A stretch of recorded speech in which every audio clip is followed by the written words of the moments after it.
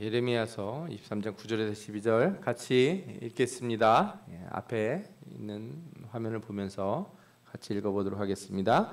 선지자들에 대한 말씀이라. 내 마음이 상하며 내 모든 뼈가 떨리며 내가 취한 사람 같으며 포도주에 잡힌 사람 같으니 이는 여호와와 그 거룩한 말씀 때문이라.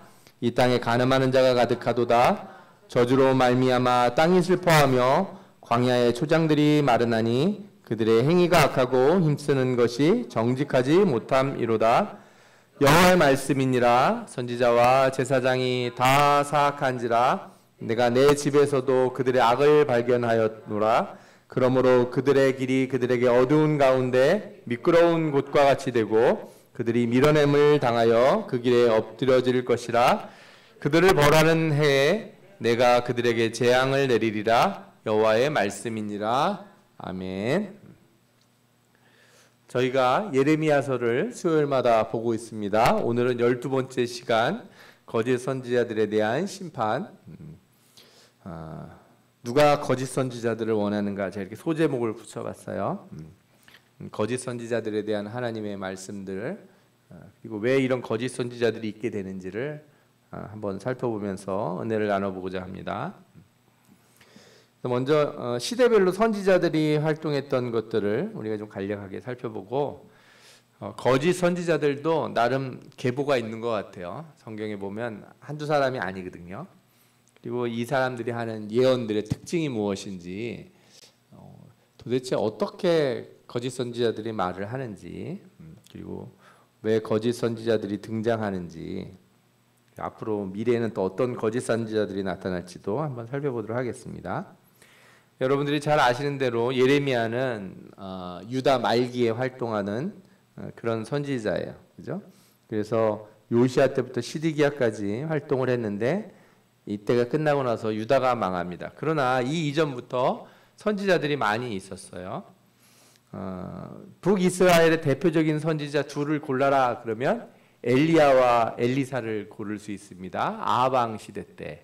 그러니까 이 북이스라엘이 가장 전성기를 맞았던 시대인데, 참 아이러니하죠. 나라의 전성기에 가장 악한 왕이 활동을 했다, 이렇게 생각하면 참 아이러니한 일입니다.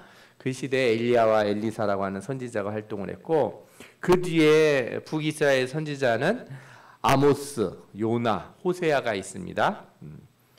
그래서 여기 숫자들이 보이는데 저게 이제 기원전 표시입니다. 722년에 북이스라엘이 멸망을 해요.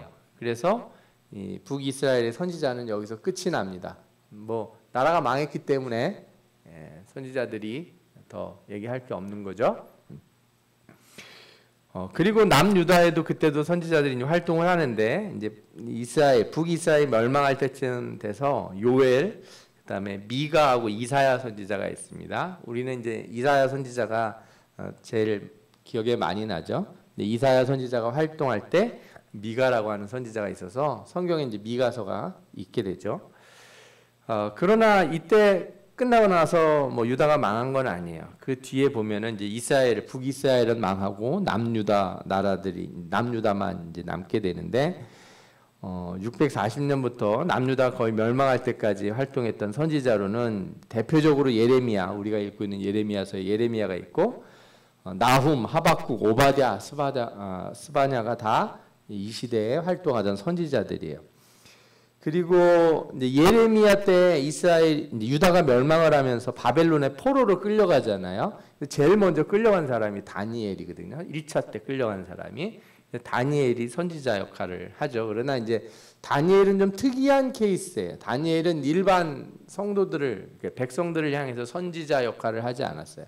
예언서를 썼지만 뭐 그렇게 막 사람들 앞에 나서서 이렇게 하나님의 말씀을 전했다기보다 예언을 기록한 선지자다, 이렇게 생각할 수 있겠고, 오히려 그 시간대에 백성들을 일깨운 사람은 에스겔이라고 말할 수 있습니다.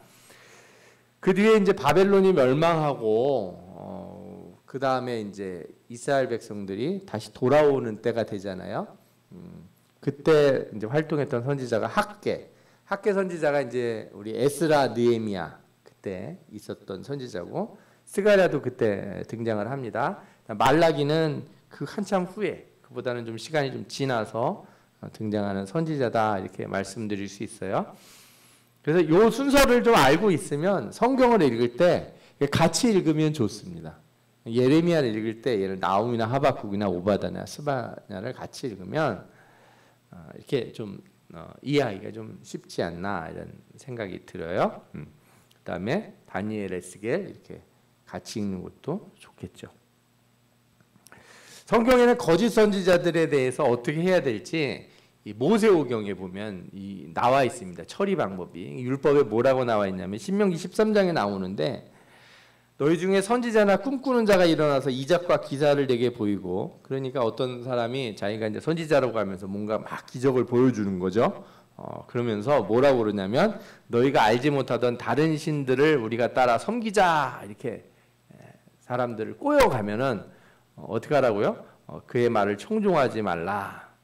그리고 이런 거짓 선지자들이 나타나는 이유에 대해서 뭐라고 그러냐면 하나님이 뭐라고 그러시는지 보세요. 너희의 하나님 여호와께서 너희가 마음을 다하고 뜻을 다하여 너희의 하나님 여호와를 사랑하는 여부를 알려하사 너희를 시험하심이니라.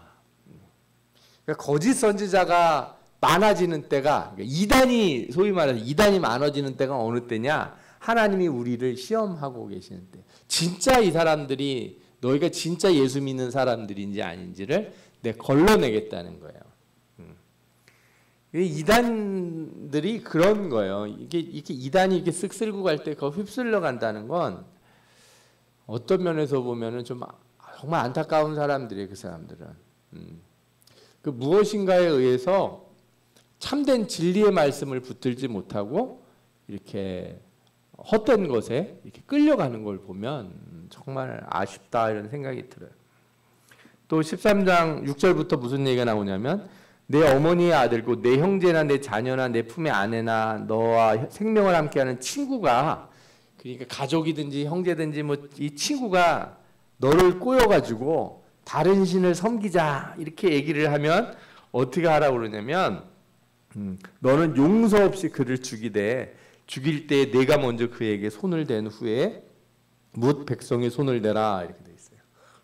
엄청 무섭죠. 예. 그런 사람들이 끊을 때 남이 말려서 끊는 게 아니어야 돼요. 자기가 먼저 딱 끊어야 돼요. 자기가 먼저 딱 끊고 그런 이단에서 나와야 되는 거죠. 요즘 참 이렇게 가장 가까운 사람들이 이렇게 그런 데 빠져가지고 성도들에게 이단을 전파하니 얼마나 이게 고통스러운지 모르겠어요.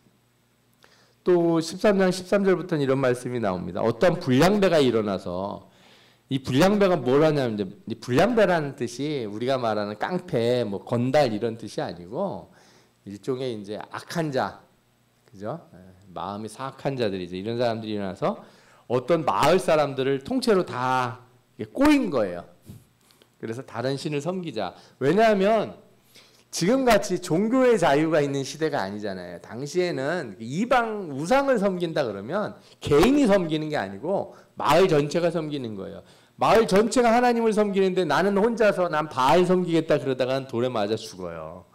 반대도 마찬가지예요. 다 마을 전체가 바알을 섬기는데 나는 하나님만 섬기겠다 그러면 거의 쫓겨나기 십상인 거죠. 그러니까 이렇게 어떤 마을 전체가 이게 우상을 섬기거나 이렇게 되면 어떻게 해야 돼요? 먼저 좀 자세히 확인을 해보라는 거예요. 하나님께서. 그냥 심증만으로 그러면 안 되고 확실한 사실로 드러나면 어떻게 하라고 그래요? 그 성을 아주 진멸을 시켜버리라. 그리고 거기 있는 거는 그 성에 있는 남아있는 물건들은 가져가지도 말고 다 불태워버려라. 이러는 거예요. 우상이 있는 곳에 있는 물건들은 건질 필요가 없는 거예요. 좋은 거니까 좀 이거는 좋은 거 같으니까 좀 남겨서 가져가야지 이러면 안 된다 이거예요. 악한 것 같은 거는 싹 다 버려야 돼요. 제가 그런 사람들 봤어요. 어떤 사람들이 이렇게 화투 좋아하시는 분들이 있더라고요. 그러면 화투가 좀 하나인 줄 알았더니 그런 거 좋아하는 분들은 이렇게 종류별로 여러 개를 가지고 있는 거예요. 화투는 잘 모르겠지만 카드 같은 거 있잖아요. 포카라고 그래서 서양 사람들 치는 거. 여행 갔다 올 때마다 그 나라에 좋은 무슨 그런 거를 사온다고 모아온 사람들이 있는 거예요. 절대 그런 거 안 하겠다고 하나님 앞에 다짐하고 다 버리면 되잖아요. 그런데 야, 이거 너무 아깝다. 이건 버리지 말고 이건 내가 누구 줘야지. 주긴 뭘 줍니까? 자기가 다 하나님 앞에 나쁜 거라고 생각해서 버리려고 그러면 다 버려야지. 그죠? 남겨놨다가 누굴 주려고. 그럴 필요가 전혀 없는 거예요. 그죠? 이런 말씀들이 성경에 나와요. 거짓 선지자들은 크게 두 유형이 있는데 성경에 나오는 거짓 선지자들 두 가지 유형이 있어요. 하나는 하나님을 섬긴다고 하면서도 거짓말을 하는 사람들이 있어요. 하나님이 말도 안 했는데 하나님이 그런 말씀을 안 했는데 지 맘대로 막 하나님이 말씀하셨다고 그러면서 얘기하는 선지자들, 불의와 거짓을 전하는 자들이 있고 아예 우상을 섬기면서 그 우상을 하나님이라고 얘기하는 그런 선지자들이 있어요. 그래서 이제 북이스라엘 때 예전에 엘리야가 바알과 아세라 선지자들하고 싸웠잖아요. 그때 이 바알과 아세라 선지자들은 거짓 선지자라기보다는 아예 우상 숭배자들인 건데 그렇게 비춰질 때가 있어요. 성경에서는. 우리가 오늘은 이쪽 남색 쪽에 있는 이런 선지자들을 좀 거짓 선지자들을 좀 보려고 해요.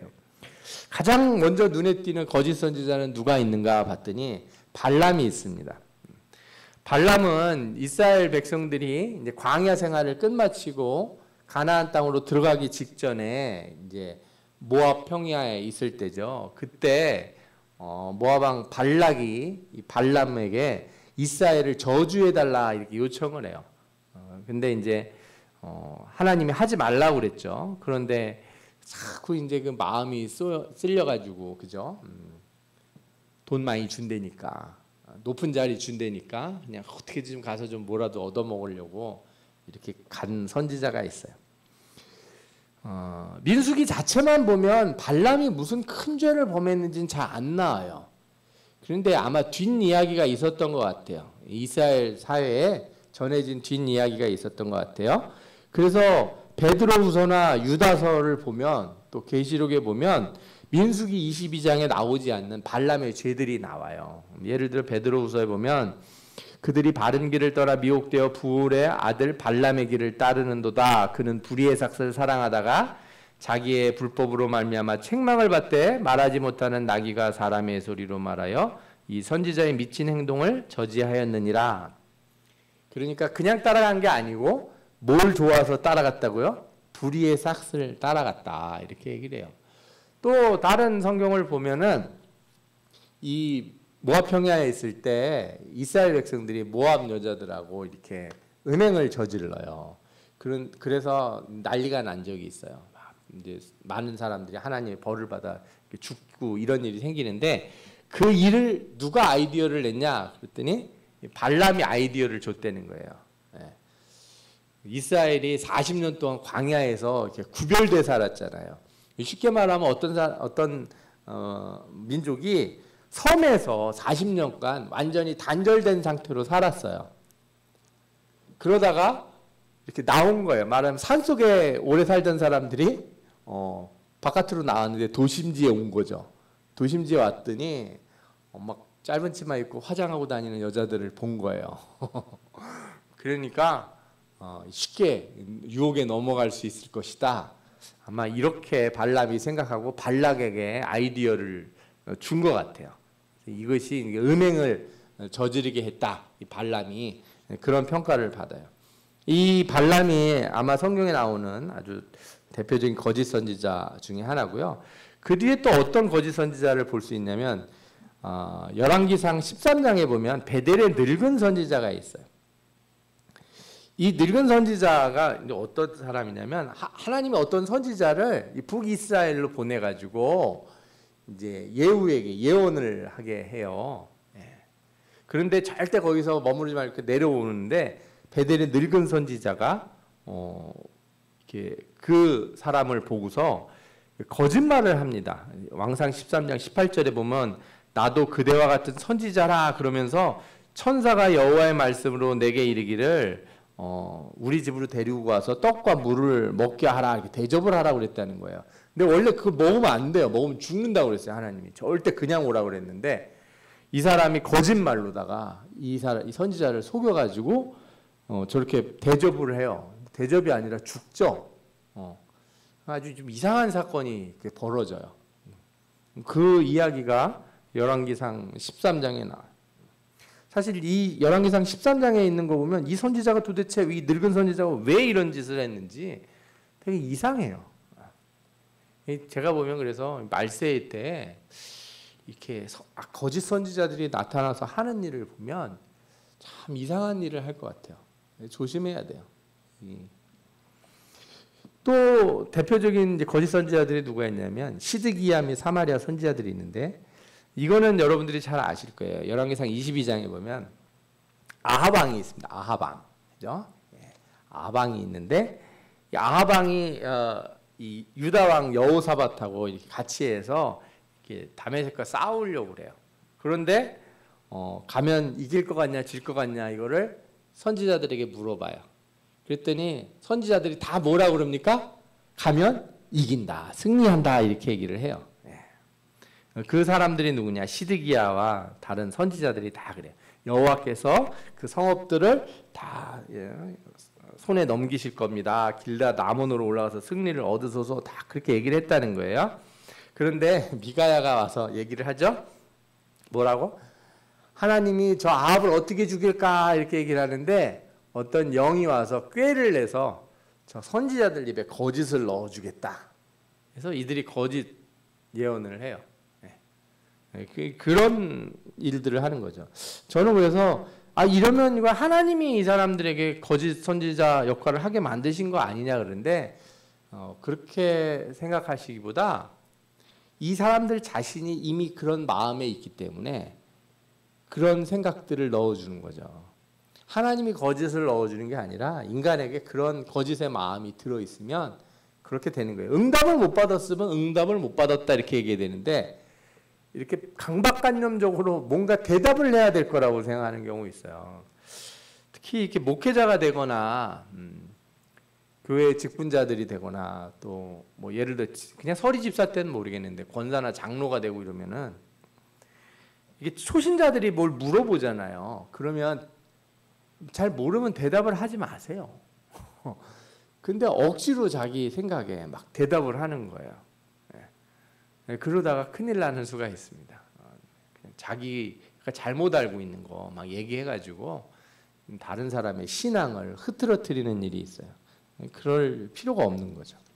이런 거짓 선지자가 있었고 또 느헤미야에 보면 느헤미야서 보면 노아다라고 하는 거짓 선지자가 나오는데 산발락과 도비아와 함께 느헤미야를 협박한 여선지자예요.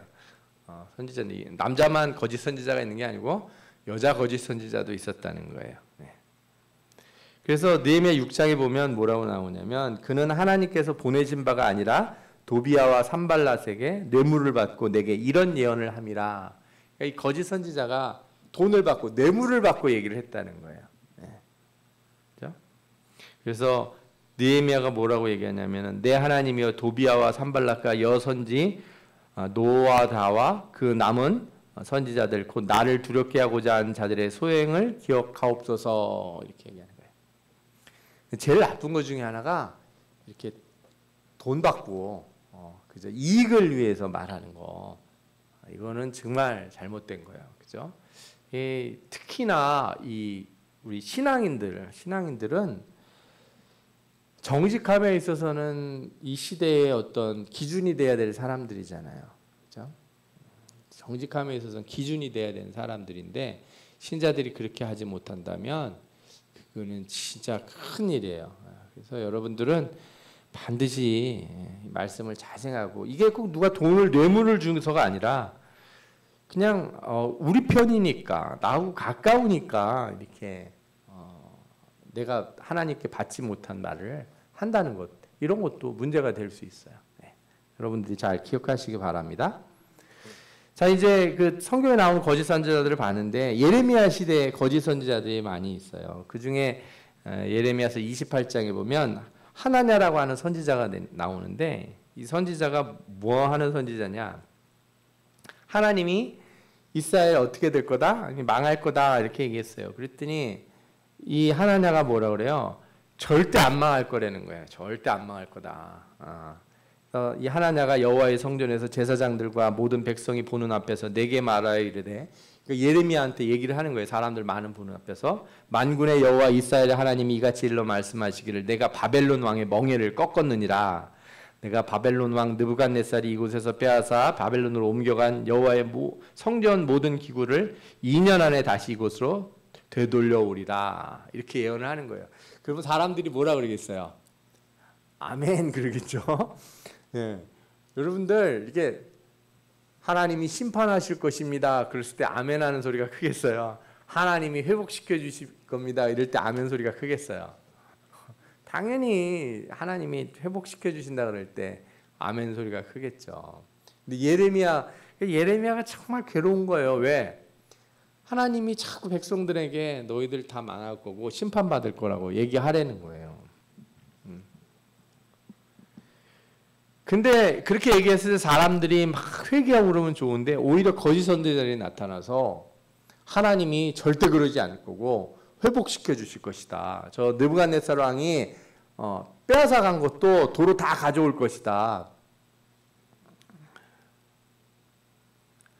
저도 그래서 제가 코로나 막 생기고 그랬을 때 기도를 뭐라고 했나 잘 되돌아봤어요. 생각을 해봤는데 응답도 못 받아놓고 하나님이 이렇게 다 해결해 주실 것이다. 금방 끝내 주실 것이다. 제가 이렇게 기도하지 않았는가 사람들 앞에서 그렇게 기도하자고. 그럼 제가 잘못된 거겠죠, 그렇죠? 예. 제가 소원을 말했을 수는 있는데 응답받지 못한 걸 마치 하나님이 이제 끝내실 것이다 막 이렇게 얘기했다면 그건 제가 잘못한 거예요. 예. 그러나 우리가 소원을 하나님 앞에 아뢰일 수는 있으니까 그런 면에서 제가 약간 변명을 할 수 있을 것 같아요. 제가 정확하게 끝난다고 말하지는 않았겠지만 솔직히 그러기를 바랬어요. 우리 막 통성으로 기도하자 그러면서 그러나 하나님의 뜻이 무엇인지를 아는 게 더 먼저이지 않는가. 또 회개도 제대로 해본 적 없으면서 회복을 바란다는 게 그게 우리가 얼마나 연약한 자들인가. 우리 이래요. 탕자가 바깥에서 나돌아다닌 기간이 있잖아요. 돈 쓰고 돌아다닌 기간. 근데 아버지한테 와서 회개한 날은 얼마나 돼요? 하루예요. 하루도 아니고 1시간도 되려나? 우리가 그런 거 노릴 때가 많아요. 나는 죄를 한 10년쯤 짓고 회개는 한 일주일 하는 걸로, 그죠? 일주일도 긴 것 같아. 3일 기도하는 걸로 어떻게 하나님 이렇게 같이 좀 합의를 봅시다. 이런 사람들이 많아요. 저는 그래서 항상 그런 신앙을 생각해요. 신앙은 긴 싸움이에요. 마라톤과 같아요. 특히 내가 살아왔던 인생만큼이나 내가 회개하고 돌이켜야 될 시간들이 많다는 생각을 항상 해요. 최근에 뭐 어떤 사람을 만났는데 본인이 이제 직분자예요. 그런데 신앙이 최근에 좋아진 것 같아요. 신앙이 최근에 좋아진 것 같아요. 아주 그냥 그렇죠. 사람이 기도하고 회개하고 그러면 얼굴이 밝고 그 말을 잘해요. 그죠? 얼굴이 밝아지죠. 근데 제가 걱정이 되는 거예요. 무슨 걱정이? 아닌데 아직 멀었는데, 그죠?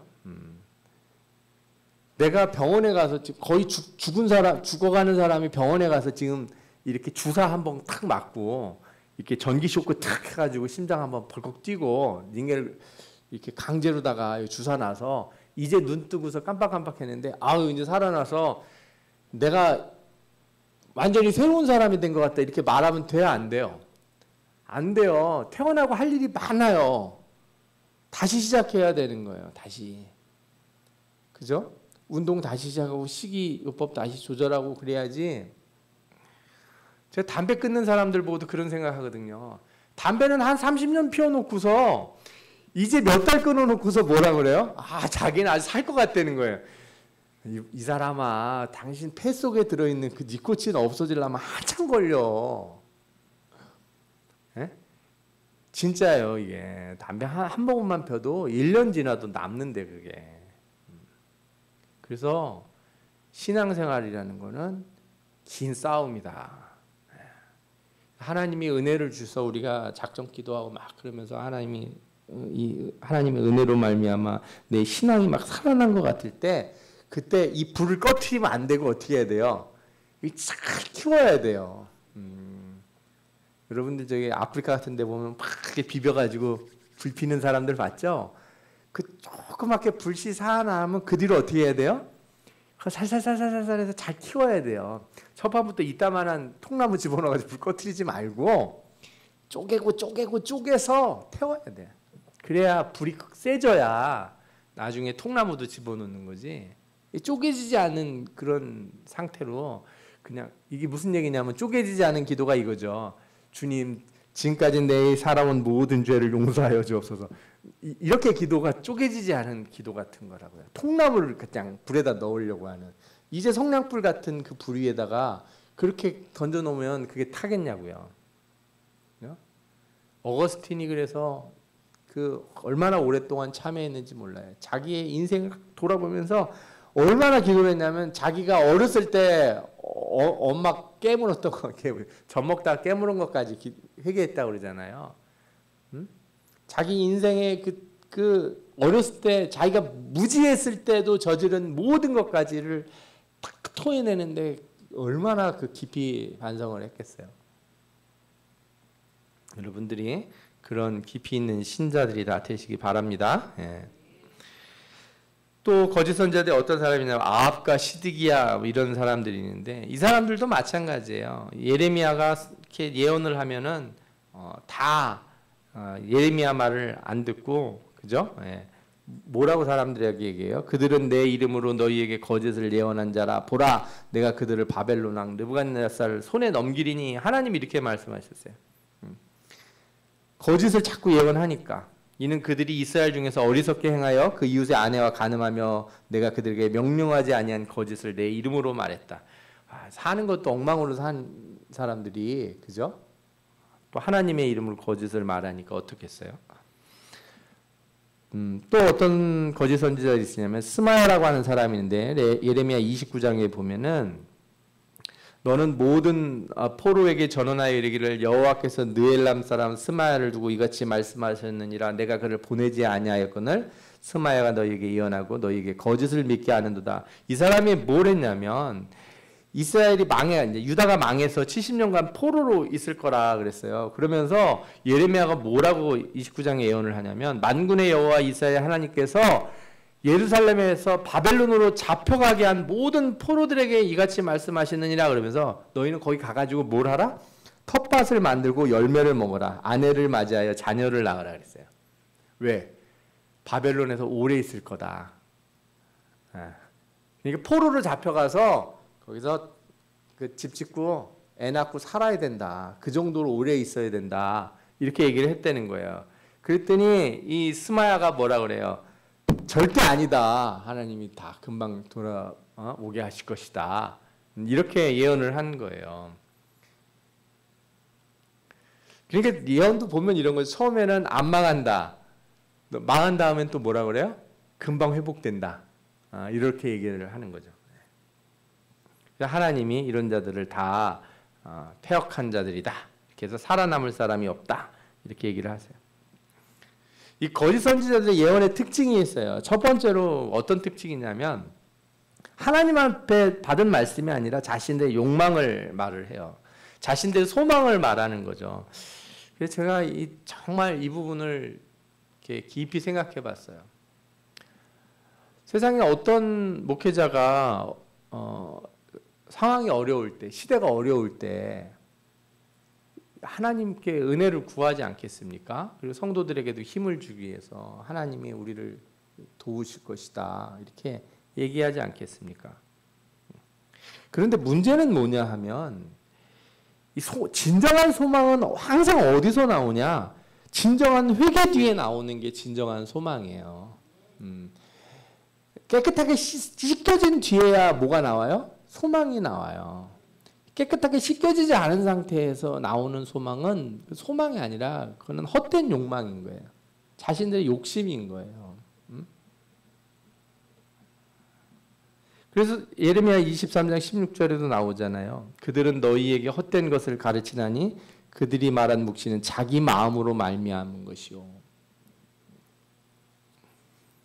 그러니까 내 마음에 그런 때가 있어요. 어떤 사람이 경제가 어려운데 막 금방 하나님이 풀어주시고 우리나라를 축복해 주시겠다 막 이렇게 얘기를 하는 거예요. 알고 보니까 본인이 집값이 떨어져서 괴로워. 그 고민을 혼자 많이 하고 있으면 그렇게 생각이 나요. 진짜로요. 자기가 오래 고민하는 거를 그렇게 말하게 돼 있는 거예요, 인간에. 그러니까 하나님이 징계하시려고 하는데 내가 걸려 있으니까. 거짓 선지자들이 왜 그런 예언을 많이 하냐면요. 자기들이 가지고 있는 재산이 너무 많아. 땅도 많고 막 이런 게 있는 거예요. 제사장 원래 레위인들은 그런 거 가지면 안 되잖아요. 그런데 그런 거 막 가지고 재산이 많은데 나라가 망하면 돼야 안 돼요? 안 되죠. 권력이 많아. 그런데 나라가 흔들리면 돼요? 안 되는 거예요. 그래서 부자가 돼야 된다고 생각하고 더 잘 살아야 된다고 생각하는 거죠. 그런 생각이 머릿속에 사로잡히면 하나님 말씀이 안 들립니다. 내가 손해나고 나부터가 징계를 받아야 될 사람이라는 걸 알잖아요. 그걸 이렇게 잃어버리게 된다는 거죠. 거짓 선지자들이 그래서 하는 말들이 대표적인 게 심판 대신 평화를 전하는 거예요.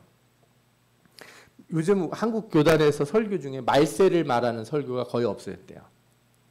종말론을 외치는 설교를 목사님이 하면 항의가 들어온다는 거예요. 왜 자꾸 겁을 주시냐는 거예요. 그래서 설교가 자꾸 무슨 인문학적인 설교, 그죠? 교훈적인 설교. 우리 텔레비전에 보면은 무슨 심리학 하시는 이런 상담하시는 분들 있잖아요. 아우 저는 그 TV에서 나와서 막 하는 사람들 들으면 참, 야, 저 사람들 말 너무 저보다 정말 은혜가 되게 많은 사람들이 많더라고요. 여자 아내가 자기를 데리고 와서 남편을 데려가서 보라색 옷을 한번 입어보고 분홍색 옷을 입어보고 어느 게 괜찮은 것 같아? 그러면 뭐라고 대답을 해야 된다고 그런지 아세요? 근데 제가 그 얘기를 듣고서 너무 기억에 남더라고요. 뭐 다 어울려 이렇게 얘기하면 안 된대요. 뭐라고 말을 해야 되냐 그랬더니 보라색은 어려 보이고 분홍색은 날씬해 보여 이렇게 얘기를 하려는 거예요. 제가 왜 그런 얘기를 드리냐면 세상에서 말하는 것들 이렇게 들어보면 삶의 지혜들이 있는 것 같아요. 참 이렇게 대화하고 살면 이렇게 가족이 행복하고 평화롭겠죠. 예. 근데 설교는 그런 건 아니거든요. 하나님 말씀은 그런 이렇게 껄끄러운 걸 좀 느끼셔야 돼요. 말씀을 듣다가 껄끄러워야 돼요. 아니 저 목사님이 나한테만 하는 얘기 같아. 나 들으라고 하는 얘기 같아. 하는 게 느껴져야 그게 좋은 설교예요. 누가 내게 이렇게 거짓말 이렇게 내 얘기를 갖다가 고자질했나 하는 생각이 들 정도로 이렇게 느껴져야 그게 좋은 설교라고 저는 생각이 들어요. 그게 아니고 나는 안 찔리고 야, 이 설교 이거 누가 들어야 돼? 김지사가 와서 들어야 되는데 이 자리에 꼭 이런 설교할 때는 그 집사가 없어. 이런 설교할 때 꼭 우리 남편이 옆에 앉아 있어야 되는데 이럴 때만 없더라. 이러면은 이거는 안 돼요. 본인의 마음에 좀 문제가 있는 거예요. 항상 좋은 얘기하는 것만이 설교라고 말씀하면 안 되고 하나님의 심판이 가까이 오면 심판이 가까이 왔다. 그리고 하나님의 축복이 있을 때에도 조심하라. 항상 이렇게 얘기를 해줘야 돼요. 그것이 진짜 선지자들이 해야 될 일이 아닌가 하는 생각이 듭니다. 또 이 거짓 선지자들이 뭘 하냐? 이건 예레미야서에 나오는 말은 아닌데 미가서에 나오는 거예요. 여기 보면 이 선지자들이 뭘 했냐? 이 선지자는 평강을 외치지만 입에 뭘 채워주지 아니하는 자에게는 전쟁을 준비하라 이렇게 얘기한다는 거예요. 뇌물을 이렇게 입에다 물려줄 때만 좋은 얘기 해주고, 그죠? 예. 나한테 잘 안 해주고 밥이라도 안 사주는 사람은 성도님 기도하세요. 그러니까 안 되는 거예요. 이렇게 얘기하고 잘하는 사람에게는 주여 불쌍히 여겨주옵소서 이렇게 얘기하면 안 된다는 거죠. 예. 잘 생각해야 되더라고요. 그래서 뇌물을 받으면서 이 교훈하는 사람, 선지자가 돈을 위해 점을 치면 이건 점쟁이고 복채받는 사람이 되지 않습니까? 이게 거짓 선지자들인 거예요. 다른 거짓 선지자들이 있어요. 예를 들어서 이렇게 거짓 선지자들의 예언들을 보면은 가장 확실히 알 수 있는 게 있어요. 다른 예언들과 조화를 안 이뤄요. 근데 참 이것도 말하기 어려울 때 있죠. 이 다수가 거짓을 말하고 한 사람이 옳은 말을 할 때가 있거든요. 이거 정말 괴로울 거예요. 판단하기 어려워요. 그러나 우리는 이렇게 사람 대 사람으로 본다기보다 이 성경 말씀에 얼마나 부합하는가를 봐야 돼요. 여러분들 지금도 하나님이 말씀하시고 지금도 응답하세요. 예, 그러나 하나님의 응답은 성경을 벗어날 수 없습니다. 성경의 원리에서 벗어나는 말씀을 하나님이 새롭게 하지 않으세요. 그러니까 어떤 면에서 내가 기도의 응답을 받아야겠다 이렇게 생각하시는 분들은 성경을 좀 읽으세요. 성경을 읽고 기도하는 것만큼 응답이 좋은 응답이 없어요. 말씀 읽다가 깨달아지는 거 있잖아요. 그 좋은 거예요. 제가 예배 때 이렇게 보면 세 종류의 사람들이 있어요. 찬송하면서 우는 분이 하나 있고, 기도하면서 우는 분이 있고, 말씀 들으면서 우는 분이 있어요. 그 중에 기도하면서 우는 사람이 제일 많고, 그 다음에 이제 찬송하다가 우는 사람이고, 말씀 듣다가 우는 사람 보셨어요? 설교 시간에? 그럼 드물어요, 좀. 이게 왜 그러냐. 이렇게 신앙이라고 하는 거를 너무 감정적인 것으로 이렇게 몰지 마세요. 하나님은 그래야 될 이유가 없어요. 신앙은 되게 명료해요. 내가 해야 될 일과 하지 말아야 될 일이 성경에 나와 있어서 이렇게 살라고 원리를 줬잖아요. 너희는 항상 말씀을 묵상하라 그러지 않습니까? 그 이유가 있는 거예요. 만약에 그런 감정적인 것으로만 은혜가 온다면 그 설교를 이렇게 굳이 길게 할 이유가 뭐가 있고 성경 공부를 할 이유가 뭐가 있습니까? 왜 알려고 해야 돼요, 말씀을? 그죠? 계속 눈 감고 막 이렇게 해가지고 뭔가 신비로운 체험하려는 것만 애쓰게 되는 거지. 그러면 안 돼요. 그게 없다거나 그거는 나쁘다고 말하는 게 아니고 균형이 맞아져야 돼요. 내가 기도하는 것만큼 말씀도 봐야 되는 거고 말씀 보는 것만큼 실천도 해야 되는 거예요. 말씀은 맨날 읽고 기도 안 하면 어떻게 돼? 머리 이따만 해가지고 아는 척만 하는 사람 될 거고 기도는 맨날 하는데 말씀 안 보면 맨날 신비주의 따라간다고요. 말씀도 많이 읽고 기도도 많이 했는데 실천을 안 하면 능력이 없어요. 능력은 기도할 때 취할 때 나오는 게 아니고 언제 능력이 나와요? 참을 때, 참고 인내할 때, 선을 행할 때, 그죠? 취할 때 나오는 게 아니고 전도지 줄 때, 전도지 꾸깃하게 생각해요. 왜 주시는 거야? 버릴 때 그걸 주워서 이렇게 쭉쭉 피면서 쥐할 때, 그때 뭐가 와요? 그때 능력이 오는 거예요. 그때. 여러분들에게 하나님의 큰 능력이 오시길 바랍니다. 예. 그리고 거짓 예언은 절대 되는 법이 없어요. 절대 안 돼요. 하나님이 예전에 그런 얘기 있었잖아요. 그 다미 선교회 아시죠? 다가올 미래를 대비하라. 이장님 그 선교 단체에서 그때가 8월 며칠 날 한여름이었던 것 같은데 그때 주님 오신다고 전부 하얀 옷 입고 아니 주님 오시면 자동으로 옷이 하얀 옷으로 바뀌는 거지 뭘 미리 하얀 옷을 입고 있어요. 그리고 막 모여서 막 카메라로 찍고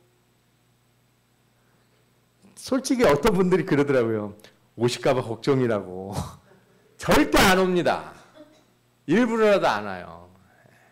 미국 같은 데 이단들 중에는 주님이 오신다고 몇 월 며칠 날 온다고 그랬다가 또 안 오니까 또 몇 달 미뤘다가 또 몇 년 미뤘다가 계속 이러는 이단들이 있어요. 하나님은 절대로 그 이단들 말 들어줄 생각이 요만큼도 없으시니까 걱정하지 마세요. 담대하게 말씀하셔야 돼요. 예수님이 하나님이신데 아버지 하나님이 작정하신 걸 모르셔서 내가 모른다 이렇게 말씀하시겠어요? 그날과 그때는 나도 모르고 누구만 아신다? 아버지만 아신다. 어떻게 예수님이 모르는 게 있을 수가 있어요. 하나님인데. 하나님이 예수 그리스도가 하나님의 권한으로 두시고 나는 그 일을 안 하겠다는 거예요. 예수님도 그렇게 말씀하셨는데 무슨 인간이 몇 월 며칠 몇 시에 온다고 그런 소리를 해요. 다 거짓말이에요, 이거는.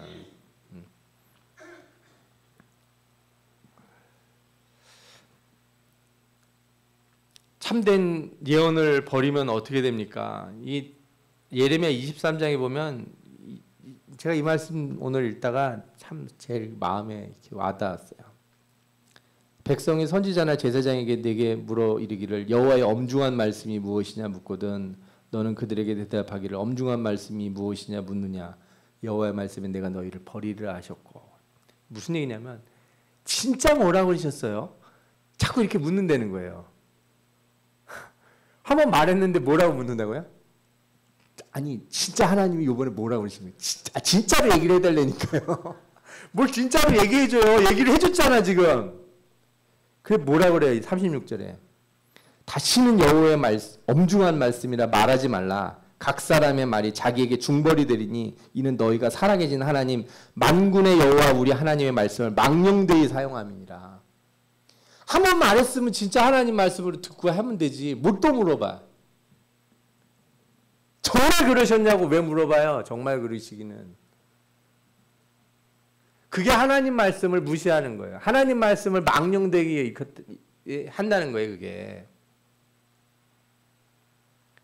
기도 한번 받아서 응답 받았으면 응답 받은 대로 하면 되지. 왜 또 딴 데 가서 또 뭘 기도를 해봐. 이렇게 머리 뒹구서 저쪽 목사님이 이래게 했는데 이 목사님은 좀 다를까. 그 자기가 좋아하는 거 듣고 싶어서 그러는 거잖아요. 내 마음에 처음에 와닿은 게 있는데 계속 그건 좀 어려운데 그거만 말고 딴 거 아닐까? 하면서 또 이게 들어와서 또 기도를 하는 거예요. 다시는 하나님의 엄중한 말씀이라고 진짜 그러셨냐는 말을 하지도 말라는 거예요. 그런 식으로 얘기하려면 하나님 말씀을 그렇게 가볍게 여기고 망령되이 일컫냐 이거예요. 여러분들 우리 사무엘상 보면 그러잖아요. 엘리 제사장이 무슨 신령해서 한나가 기도할 때 평안히 가라고 얘기했겠어요? 근데 그 말 믿고 돌아가서 한나가 어떻게 해요? 근심을 싹 지워버리고 얼굴에 슬픔을 싹 제거하고 평안이 있었다는 거예요. 엘리 제사장의 능력이 있어서 영적으로 대단해서? 아니에요. 그 기도한 사람이 그걸 믿으니까 그 기도가 그런 거예요. 기도가 간절한 기도는 내게 오는 하나님 음성을 다 들을 수 있어요. 엘리가 대단한 사람이고 본인이 엘리가 한나를 위해서 본인이 무슨 금식 기도를 했어요. 작전 기도를 했어요. 아무것도 안 했어요. 진짜 기도하는 사람은 주변에서 다 하나님의 음성을 들어요. 여러분들이 물론 저도 열심히 기도하고 저도 영적으로 깨어있는 사람이 되겠지만 여러분들이 기도 많이 하고 하나님 앞에 온전히 있으면 앞에 있는 목사가 설교 잘 못해도 하나님 음성을 여러분이 들을 줄 믿습니다. 설교자도 설교하면서 나한테 저도 설교하면서 저한테 들려요. 제 입으로 해놓고서 헉 놀래요. 제가 제 죄를 막 말하는 것 같아서 어느 때는 막 너무 괴로워요. 하나님 말씀이 이래요. 여러분들도 말씀을 듣거든. 저 구성호 어떻게 사는지 내가 아는데 저런 말 이렇게 별로 중요하지 않다. 이렇게 들으면 절대 은혜가 안 될 겁니다.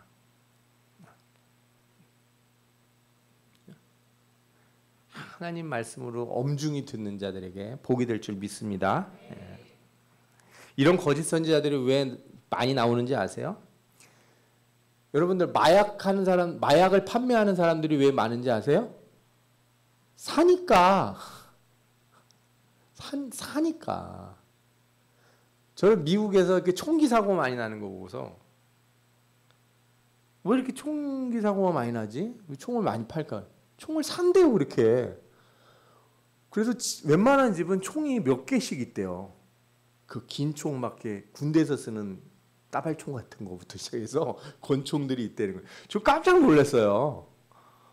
아니 그냥 혹시나 해서 집에 이렇게 권총 같은 거 한 정? 두 정 있나 그랬더니 그렇지가 않대요. 일반 가정들에 총을 여러 개씩 가지고 있다는 거예요. 와, 야, 세상에 왜 이렇게 악한 자들이 많이 나올까? 요즘도 전화가 가끔 이게 이상한 전화들이 오는데 전화를 뚝 받으면 안녕하십니까? 로또 번호 뭐 몇 회 로또 번호 알려주겠다고. 알면 네가 돈을 벌어라. 나한테 굳이 알려주려고 애를 쓰냐 내가 그래요. 자동답게해서 나오는 소리인데 사람들이 이게 왜 그런 거짓된 걸로다가 막 유혹해서 돈을 벌려고 하는 사기꾼들이 늘겠어요. 절박해서 물론 그렇게 생각할 수도 있겠죠. 가난하고 힘들고 어려운 사람들을. 그러나 거짓을 원하는 세상이 있다는 걸 여러분들 아셔야 돼요. 거짓 선지자가 왜 판을 치냐. 이단들이 우리 교회보다 이단들이 사람들을 더 잘 품어준다는 거예요. 제가 부산에서 옛날에 일할 때였는데 같이 일하는 사람이 자기 친척 중에 어머니 하나님 앞에 빠졌다는 거예요. 그 이단이라고 제가 얘기를 해줬거든요. 근데 그 사람이 뭐라냐면 근데 거기가 그렇게 잘해준대요. 사람을. 너무너무 친절하고 잘해준대요. 그래서 이단들이 잘 된다는 거예요. 우리도 친절하게 하면 될까요? 물론 그럴 수 있죠. 뭐 친절하게 당연히 대야죠. 우리가 사랑으로 대하고 그래야 되죠. 근데 말세에 혼란한 때 왜 이단들이 그렇게 잘 되나 그랬더니 사람들은 다 위로받고 싶어 하거든요. 거짓 위로를 그렇게 줘요. 거짓 위로를. 될 거라고. 잘 될 거라고. 와서 기도하고 헌금 내고 이렇게 하면 될 거라고. 우리 모여서 해보자고 그러면서. 이단들이 제일 안 하는 게 뭔지 아십니까? 제일 안 가르치는 거? 참된 회개. 참된 말씀. 참된 실천. 아까 제가 말씀드렸잖아요. 말씀, 기도, 실천. 제대로 된 걸 안 가르쳐요. 절대로. 왜? 제대로 말씀 알고 제대로 기도하고 제대로 실천하면 절대로 이단에 빠질 수 없거든요. 그러니까 그걸 덮고 뭘로 당하는 거예요. 그래서 제가 얘기 들어보니까 가서 자기는 하나님이 뭔지 성경이 뭔지 관심 없고 사람들이 너무 좋아서 간다는 말을 한다는 거예요. 이 이단의 특징인 거예요. 그게. 교회에 그렇게 나오는 거 처음은 그렇게 할 수 있겠죠. 많은 사람들이 그렇게 교회 나왔다 떠나는 분들을 제가 봐요. 교회 위로받고 뭐 이래서 나왔다는 거예요. 근데 교회 왔더니 목사님이 계속 어려운 얘기를 하고 설교를 하고 뭘 가르치려고 그러고 막 이런다는 거예요. 성도들이 자꾸 뭐 하자고 그러고 나가서 뭐 하자고 그러고 막 일을 하자고 그러고 자기는 그러고 싶지 않은데. 그래요. 그 신자 되기가 쉬운 거라고 생각하시는다면 뭐 어쩔 수 없는 거지만 저는 솔직히 말씀드리고 싶어요. 예수 믿는 거 엄청 어렵습니다. 아무것도 모르고 난 예수 믿고 싶어요. 안 됩니다. 불가능합니다. 난 성경 공부 같은 건 하고 싶지도 않고 그냥 예수 믿고 싶어요. 이거 불가능하다고요. 난 기도 같은 거 막 하나님 앞에 부르짖고 이런 거 안 하고도 난 예수 믿고 싶습니다. 안 됩니다. 불가능합니다. 나는 참지도 않고 승질 내고 싶은 거 승질 내고 내가 하고 싶은 대로 다 하면서 살고 싶습니다. 그리고도 예수 믿을래요. 안 됩니다. 택도 없는 소리는 하지도 마십시오. 그런 대로 가십시오. 그러면. 그런 거 된다는데 그렇게 해도 위로해 주는 대로 가세요. 절대 예수는 그렇게 믿을 수가 없어요. 십자가 지고 가는 길이기 때문에. 제자가 되기로 결심했기 때문에. 나를 버리고 제자 되기로 했기 때문에. 예수 믿으면 속 안 상하고 마음이 평안할 것 같으세요? 속상해야지 정상해요. 승질나는 일이 안 생길 것 같아요. 승질나는 일이 생겨요. 그게 정상이라고요. 그래 기도하고 인내하고 견디는 게 예수 믿는 거지. 다 좋기만 하면 그게 누가 예수 믿는 거겠어요? 그거는 여러분 걱정 안 하셔도 되는 게 천국 가면 다 와요. 이 세상 짧아요. 아무리 여러분들이 고민하고 말씀을 100% 다 알지 못하면 천국 못 간다는 얘기 하는 것도 아니에요. 에? 성경 지식 무슨 시험 보는 거 천국 가는 거 아니잖아요. 그냥 살아있는 동안, 사시는 동안 하나님 말씀 묵상하면 내가 한 개라도 더 알려고 애씁니다. 내가 얼마나 선을 해봐야 얼마나 많이 하겠어요, 여러분들이. 조금 하면 돼요. 그리고 천국 가면 하나님이 평화와 복을 주실 줄 믿습니다. 이 세상 사는 동안 그 십자가 지는 거 감사함으로 지시기 바랍니다. 예. 이런 거짓 선지자들 하나님께서 쑥을 먹이고 독한 물을 마시게 하겠다 그랬어요. 내가 치겠다 이거죠. 내 말을 도둑질하는 선지자들 내가 치리라. 여호와의 말씀이니라 내 말이 불같지 아니하냐 바위를 쳐서 부너뜨리는 방망이 같지 아니하냐 말씀으로 치겠다는 거예요. 여러분들이 이 말씀을 귀하게 받으시기 바랍니다. 이 예레미야 시대 때 거짓 선지자가 있었다면 이 사람들이 앞으로도 또 나와요. 계속 있었어요. 마태복음 24장에 보면 많은 사람이 내 이름으로 와서 이르되 나는 그리스도라 하여 많은 사람을 미혹하리라. 저번에 보니까 뭐 우리나라에 자칭 예수가 뭐 수십 명이 된다고 그러잖아요. 그죠? 그들이 뭐라고 그리스도들과 거짓 선지자들이 일어나 큰 표적들과 이적을 보여주면 할 수만 있다면 택함 받은 자들도 미혹하리라. 이 사람들이 뭘 보여줘요? 표적과 이적이 난다. 이단도 기적이 난다. 이단들도 놀라운 일이 일어난다. 이게 사람들이 구별을 못하는 거라. 하나님이 하셔야지만 놀라운 일이 일어나는 게 아니라 마귀도 한다. 마귀도 병 고친다. 마귀도 사업 잘 되게 하는 능력이 있다. 영원히 못해서 그렇지. 그죠? 그래서 그런 걸로 구분하시는 게 아니에요. 와, 저 목사님 아니 뭐 목사님은 죄송하고 저 어떤 저 누가 보니까 아주 능력이 넘치고 뭐가 있고 막 이래서 저기 신령하다. 신령한 것으로 가는 게 아니고요. 아까 말씀드렸죠. 진리의 말씀, 참된 삶의 실천들 그리고 하나님 앞에 간절한 회개의 기도를 강조하지 않는다면 아무리 기적이 나도 그죠? 사람 병자가 일어나도 우리 그거 그렇게 쉽게 생각하시면 안 돼요. 말세 계시록 13장에 보면 말세의 일이 나오잖아요. 말세에 보면 또 다른 짐승이 땅에서 올라오니 어린 양과 같이 두 뿔 있고 용처럼 말을 하더라. 뭐라 큰 이적을 행하되 심지어 사람들 앞에서 불이 하늘로부터 땅에 내려오게 하고 이게 누가 한 기적이에요? 엘리야가 한 기적이잖아요. 말세 가짜 엘리야 같은 사람들이 나타난다니까요. 짐승 앞에서 받은 바 이적을 행함으로 땅에 거하는 자들을 미혹한다는 거예요. 탁 사람들을 끌어당긴다는 거죠. 땅에 거하는 자들에게 이르기를 칼에 상하였다가 살아난 짐승을 위하여 우상을 만들라 하더라. 이런 시대가 옵니다. 이단들에게 더 큰 능력이 나타날 때가 있을 거라고요. 기적이 일어나고 막 불같은 역사가 일어나는 게 이단들이 모인 곳에 나타날 때가 있어요.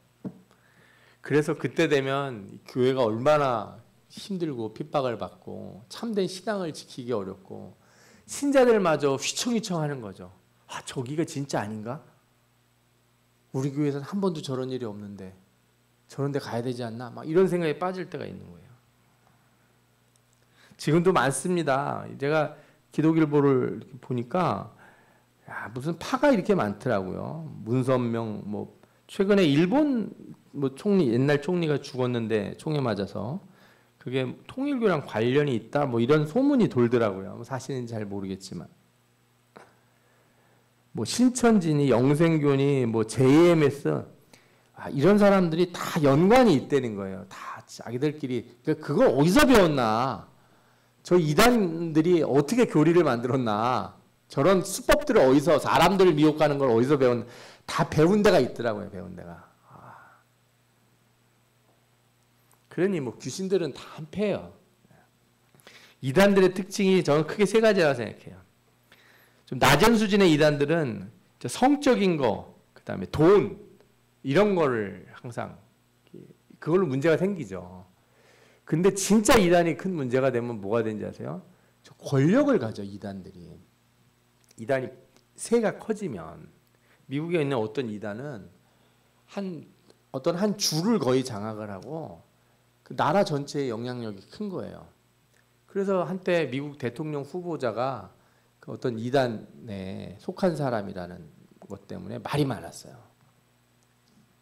여러분들 예를 들어서 이단 소속인데 신천지 소속인데 대통령이 된다. 네? 통일교인데 대통령이 된다고 생각해보세요. 끔찍합니다. 진짜 생각만 해도 어떤 일이 생길지.